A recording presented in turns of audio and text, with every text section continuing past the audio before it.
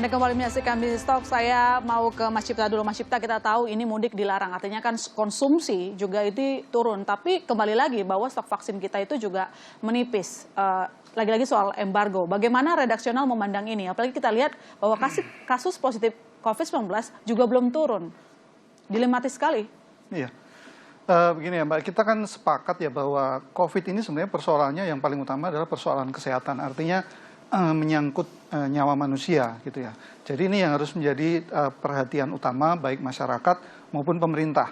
Nah kalau bicara mudik ya, memang survei Kemenhub ya, itu memperlihatkan bahwa mayoritas memang akan menahan mudik. Tapi masih ada 27 juta ya, 27 juta orang yang mungkin masih akan berniat mudik. Ya, nah ini sebenarnya kita di redaksi Kontan dan juga Kompas ini menyoroti ini benar-benar serius ya.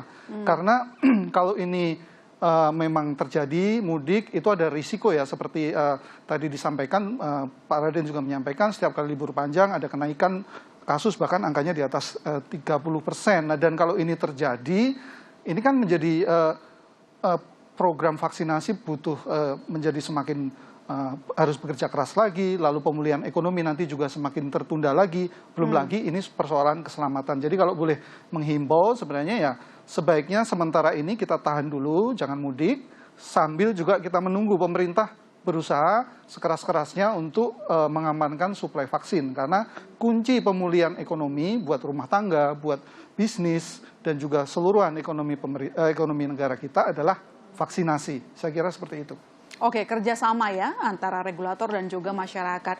Pak Raden, ngomong-ngomong soal stok vaksin, apakah kita sebenarnya punya pengembangan vaksin merah putih ya dan juga Nusantara. Bagaimana percepatan itu supaya kita tidak tergantung dengan impor vaksin?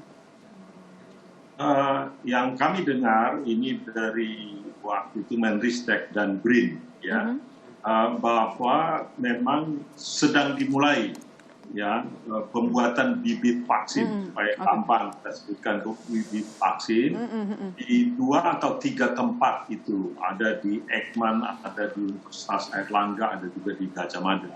Mereka mulai membuat bibitnya ya, karena itu yang paling utama sebetulnya. Sudah dibuat bibitnya, kemudian dilakukan uji coba ke laboratorium termasuk ke binatang, kemudian akhirnya nanti dicoba ke uji klinis kepada manusia. Ini prosesnya ini butuh waktu 1 tahun ya. Sekarang sedang dikembangkan di tahap awal. Mereka masih mencoba melakukan ini di laboratorium. Mungkin juga ada yang berhasil nantinya. Nah, harapan kita ini yang saya dengar waktu itu kemungkinan ini baru bisa berhasil sampai dengan uji klinis 3 itu di kuartal ketiga tahun depan, ya, atau kuartal keempat tahun depan. Apakah kita akan menggunakan itu? Pasti. Kenapa? Karena sebetulnya pandemi sekarang ini kemungkinan besar akan berujung menjadi endemi. Jadi kalau pandemi itu adalah antar negara, global, nanti endemi itu pandeminya sendiri berkurang, berubah menjadi endemi yang di tingkat nasional atau lokal. Jadi kemungkinan besar kita juga masih perlu di booster, disuntik nanti apakah tahun depan atau tahun 2023. Sama seperti suntik anti flu itu.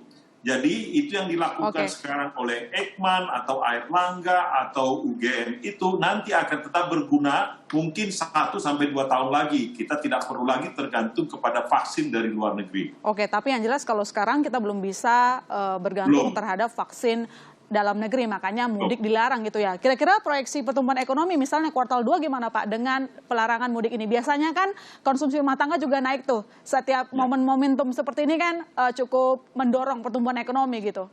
Ya, jadi seandainya tidak ada mudik, ya, seandainya artinya mudik itu boleh, itu mungkin pertumbuhan ekonomi kita di kuartal kedua itu bisa 9 sampai 10%. Kenapa seperti itu? Simpelnya adalah karena memang di kuartal kedua tahun lalu itu minus 5.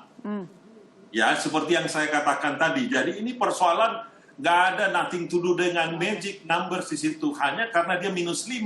Jadi kalau dia bertumbuh 10 pun sebetulnya net-netnya itu masih 5 itu.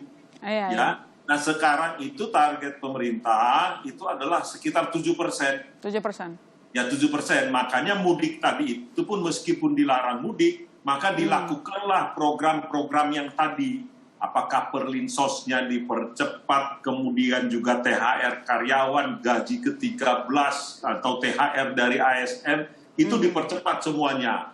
Ya, itu yang kita lakukan supaya jangan sampai turun atau di bawah 5% artinya di kuartal kedua ini. Kalau dia di bawah 5%, bandingkan dengan 5% yang turun kuartal kedua tahun lalu, maka itu akan menjadi sumber persoalan buat kita. Kita tidak menjadi optimis jadinya untuk mencapai pertumbuhan antara 4,5% yang kami katakan tadi sampai 5%. Gitu. Oke, baik. Mas Syipta, itu tadi proyeksi dari pemerintah secara teknikal kalau kita lihat itu angkanya seperti itu. Lantas kalau kita ngomongin ekonomi kan juga ngomongin soal persepsi investor gitu ya.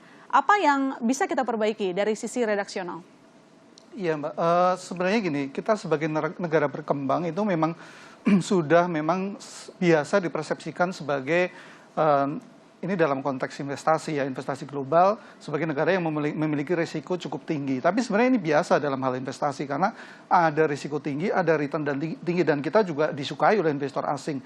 Cuma sialnya untuk kasus awal tahun ini ya, kita lagi sedang dijauhi oleh investor asing. Ada beberapa sebab, misalnya karena imbal hasil, karena pemulihan ekonomi Amerika cepat, lalu imbal hasilnya naik cepat juga, dolar juga cenderung naik, sehingga uang-uang panas itu pulang kampung. Ada juga efek misalnya dari dividen, jadi dapat dividen mereka juga membawa duit itu, dolar mereka untuk pulang kampung. Nah, kita lihat bahwa tren belakangan ini juga beberapa institusi investasi asing agak, dalam tanda kutip orang bilang bearish ya, agak punya prediksi yang kurang bagus terhadap kondisi pasar modal kita termasuk rupiah. Iya, CDS kita juga naik tuh. Ya, yang sudah rupiah kan dari awal tahun sudah turun hampir 4% dan mungkin masih akan melemah lagi karena ada tren-tren tadi pembalikan dana tadi ya. Nah, di sini memang ini sebenarnya kondisi eksternal yang memang istilahnya given ya, kita susah memanage, artinya di luar kontrol kita. Tapi dalam hal ini mungkin pemerintah dan juga Bank Indonesia harus bekerja sama minimal supaya ekspektasi risiko itu tidak meningkat. Misalnya dalam hal fluktuasi rupiah gimana dijaga supaya pelemahan ini mungkin lebih tidak sangat drastis atau bagaimana dijaga. Artinya BI ada di market, mungkin ya pesannya seperti itu. Lalu yang kedua di sisi pemerintah ya salah satu untuk menjaga kepercayaan atau paling nggak tidak meningkatkan persepsi risiko adalah soal pengendalian COVID. Jadi misalnya kasus baru harus dikendalikan, lalu juga program vaksin. Program vaksin lagi-lagi. Saya ke Pak Raden, ini singkat saja sebagai closing statement menyambut apa yang disampaikan oleh Mas Syipta tadi. Masalah nggak cuma soal internal, tapi eksternal juga ikut menghantam gitu. Ya, ini adalah memang baik buruknya, artinya ada baiknya ada buruknya kita masuk di dalam globalisasi ini. Ya, terbuka kita. Kalau kita tidak terbuka, maka mungkin ya kita tidak akan dihantam oleh peristiwa yang seperti yang kita lihat sekarang ini. Tapi kalau kita tidak terbuka juga, kita tidak akan mendapatkan peluang ya yang kita bisa dapat melalui ekspor atau masuknya investasi. Jadi kita menyadari ini. Oleh karena itu, seperti yang dikatakan tadi, kita antisipasi ini. Jadi tentu Bank Indonesia akan melakukan cara tertentu bagaimana mengatasi ini. Saya tidak bisa menyebutkan dan Bank Indonesia yang punya instrumen untuk itu. Apakah dia lakukan smoothing, apakah dilakukan yang lain-lain nanti. Biarlah Bank Indonesia. Tapi saya pikir jelas-jelas Gubernur Bank Indonesia sangat tahu mengenai ini. Oke, baik. Duet kebijakan, harmonisasi di regulator.